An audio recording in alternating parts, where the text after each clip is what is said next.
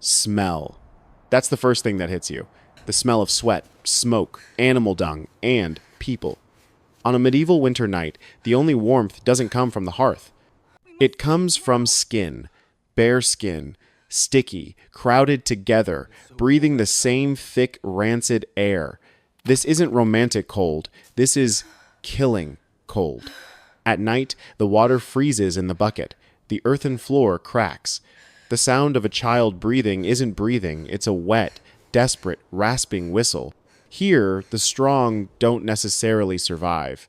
The one who knows how to wait, how to share, how to hide one last ember in the ash, that one survives. And when the firewood runs out, when that child's rasping grows faint, the entire village faces a choice not found in any Bible. Will you hold on to your faith? Or will you burn it to keep a child from freezing to death? Don't look away. That decision is at the heart of this story. Late autumn. Frost clings to the dry grapevines. A typical family on the forested edge of northern Europe or Britain, somewhere between the 10th and 14th centuries. Their house is not a house. It's a cocoon. A wooden frame smeared with wattle and daub, a mix of clay, straw, and dung. The roof is thick turf, so thick that weeds grow down from it. The door? A stretched cowhide, stiff with cold, glowing faintly. Every crack is plugged with anything they can find: moss, rags, soot, even dried manure. To call it a home is generous. It's a shell, meant to stop the wind. But the wind still gets in, and the cold doesn't just come through the door, it grows up from the floor. Dampness seeps from the earth, clinging to everything. When night falls, the cold gets into your teeth, into your spine. The walls don't keep you warm, they just keep the wind out. This is the first truth of winter. They don't prepare for the cold with hope, they prepare with fear. Everything that can be dried, hung, or buried is hidden away. Turnips are buried in a pit, dusted with ash, a fragile defense against the frost. Fat, lard, animal grease, the most precious fuel, is rendered down, poured into clay pots, and sealed. Grain, oats, barley are dried until brittle, protected from rats by stones and the wheezing of a cat in the corner. Meat is salted, heavily, but that wooden barrel lid is only cracked open on feast days, or when a sick person is too weak, needing the salt of life itself. According to monastery records and tax logs, a good year means food lasts until March. A bleak year, they see the bottom of the barrel by January. You think they're greedy? No. They have tasted last winter. They know one rat slipping through the cracks can pull an entire family into the abyss. The hearth is not furniture. It is the heart, an imperfect heart. In the huts of the 10th century, there is almost no chimney. The fire burns on a flat stone in the middle of the room. The smoke doesn't rise. It billows, hits the roof, and spills, seeping over every rafter, painting everything with a black, sticky sheen. It gets in your hair, your clothes, your lungs. They keep the fire alive with ash. At night, they bury the hottest embers in a thick blanket of ash. The next morning, they blow on it, praying it's still alive. If the fire dies, it's a catastrophe. Relighting it with a flint, a friction drill, or tinder in a damp, cold hut is a gamble. In some places, if your fire dies, you go to your neighbor and beg for a single hot coal. You aren't begging for fire, you're begging for life. Tonight, whoever's fire is weakest is likely to fall silent before dawn. Do you hear that breathing? It's not just human. Goats, sheep, piglets, chickens, they live right in the house, or in an attached shed separated by a thin wicker partition. This isn't a preference. This is a biological heating system. One 40 kilograms goat can radiate steady warmth. In a cramped space, a few goats can raise the temperature by several degrees.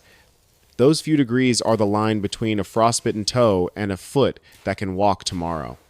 And again, the smell. The cramped room reeks of manure, damp fur, urine, and smoke. It's not a pleasant mix, but it's warmer than death. Children sleep with their backs against a goat. Chickens find warmth under the benches. In the dark, the breath of humans and animals mixes. You sleep, your skin touching goat fur. Lice from them crawl onto you. From you, onto your child. Do you care? No. An animal's breath is warmer than a prayer. You think medieval people were dirty because they didn't bathe? Wrong. They knew how. Some regions had bathhouses, saunas. But heating a bathhouse requires a full day's worth of firewood. In winter, firewood is currency. It is morality. You choose. Burn fuel to be clean or burn fuel to stay alive. Most chose life. Cleanliness is a luxury reserved for summer. In winter, your body is scabbed over in layers of clothing. Innermost is a linen shirt, if you're lucky. Outside is wool. Not the soft wool you know. This is rough, heavy, stiff, scratchy, densely woven wool. Then sheepskins, then burlap. In places without forests, like plains or highlands, they don't burn wood.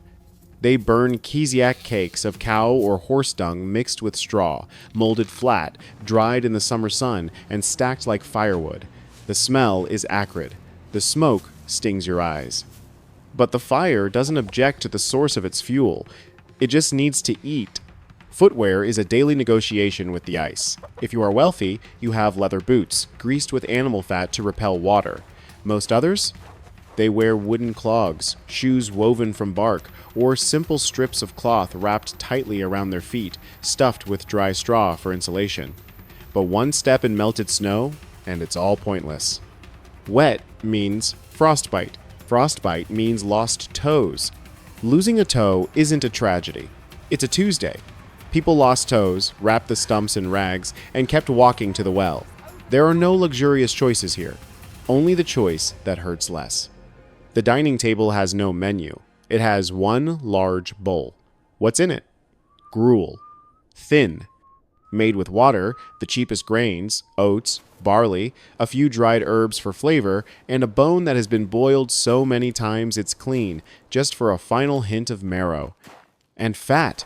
Fat is gold. Fat warms the body from the inside. One spoonful of fat is enough for an adult to work an extra afternoon. One spoonful less, and the whole day is spent shivering. Bread? Don't think of white bread. Think of a black, hard mass, mixed with chaff, ash, and hulls. It's baked dry to preserve it. To eat it, you have to soak it in the gruel or break it into the pot to make a thick slurry. Eggs in winter are rare as miracles. If one appears, it's for the sick or a child. Milk? Very little. The cold makes cows give less. They sour it, make it into rock-hard cheese, and shave it into the gruel. The salt is its own kind of warmth. But all the planning, all the stores, shatter when the firewood runs out. Usually in January, the forest is not yours. Most of it belongs to the feudal lord. The assize of the forest in England and laws elsewhere treated gathering a dry branch as a serious crime. Cutting a living tree? In many places, the punishment was death. So they dig up roots. They strip bark. They burn their old fences. They burn rotten furniture. They burn broken cartwheels.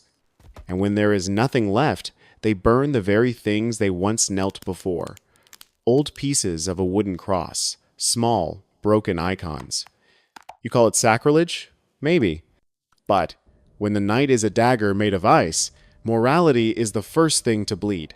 And right now, the family from the beginning of our story is staring at the wooden altar. They don't see God. They see firewood. They count the remaining nights. They count their child's breaths. Which trade-off comes first? Sickness doesn't knock. It's already sitting by the hearth. One damp shirt. One day in the whipping wind. The cough starts. 2 days later, it's pneumonia. There is no doctor as you know them. There is a healer with a bundle of dried herbs, a hot poultice for the chest, and a mumbled incantation. There is a priest who comes to give blessings, but sometimes he stands outside, giving them through a crack in the wall, afraid of contamination. Every house is sick, just to varying degrees.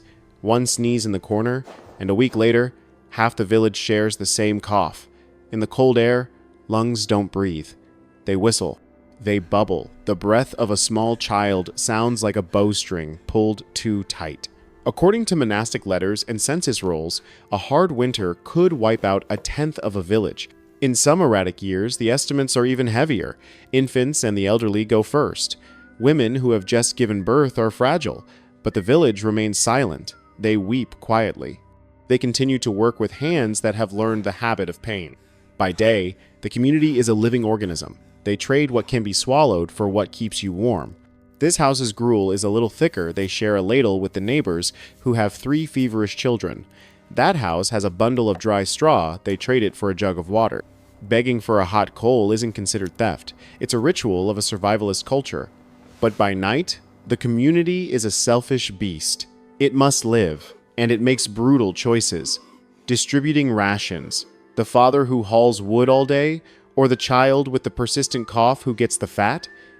The grandmother or the nursing mother who sits closest to the fire. The village doesn't vote. It behaves like a single body, prioritizing the parts that can still work. The old, the weak, they know to step back. This truth is as hard as ice, but it's what keeps the group standing the next morning. This is math, not love.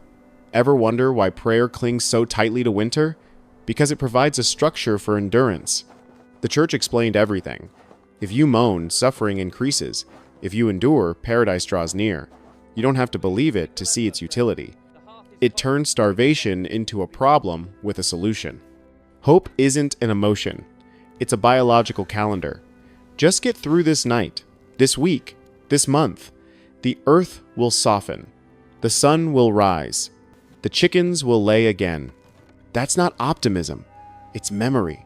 Their hope doesn't shout. It sits hunched in the corner, staring at the embers and whispers, "Still red, still alive."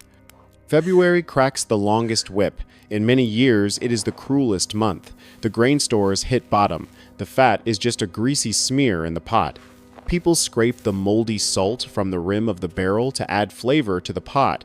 Sickness turns from coughing to a terrifying silence. And then, one morning, the water at the well isn't hard as glass. A small trickle falls on a hand, cold but soft. They look at each other. No smiles. Just an exhale. This isn't victory. It's a truce. When the ice melts, the true cost is revealed. Spring isn't a victory. It's a damage report. The stables are emptier. The yard has new mounds of earth. And on the wooden table, there is a round, black burn mark, the scar from a night of decision. The survivors are losing hair from malnutrition. Their teeth are loose, but their eyes, looking at the hearth, have a new light. They don't celebrate. They patch. They rebuild the fence with new branches. They replaster the walls with moss. They dig the turnip cellar deeper. They tie the barrel lids tighter. History is a set of habits written on scars. Now, let's return to the 3 moments we left hanging. 1. Sharing the fire. They did it. The father took the single hot coal, tucked it into a hollowed-out turnip, a trick to keep it alive, and placed it in the hands of the widow at the end of the lane. Their hut was colder that night, but the village did not lose a family. 2. The fat. Triage. The father got the extra half spoon because tomorrow he had to move the log blocking the door from the snow. The child got the hottest broth and a shaving of hard cheese. Was it fair? No. Was it effective? Yes. The next morning, both were still breathing. 3. The altar. They burned it.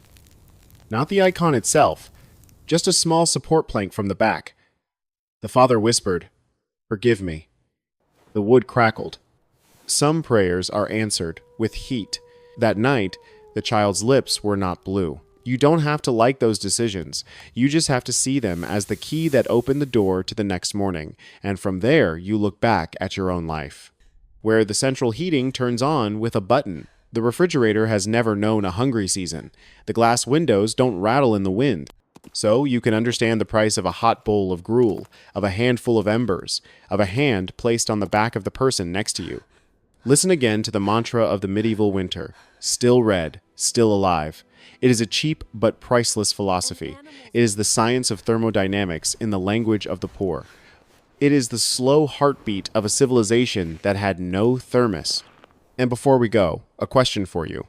If tonight the temperature plummeted and your firewood was only enough for one thing, what would you burn? Your favorite chair or the taboo you once clung to? Your answer says more about you than you think.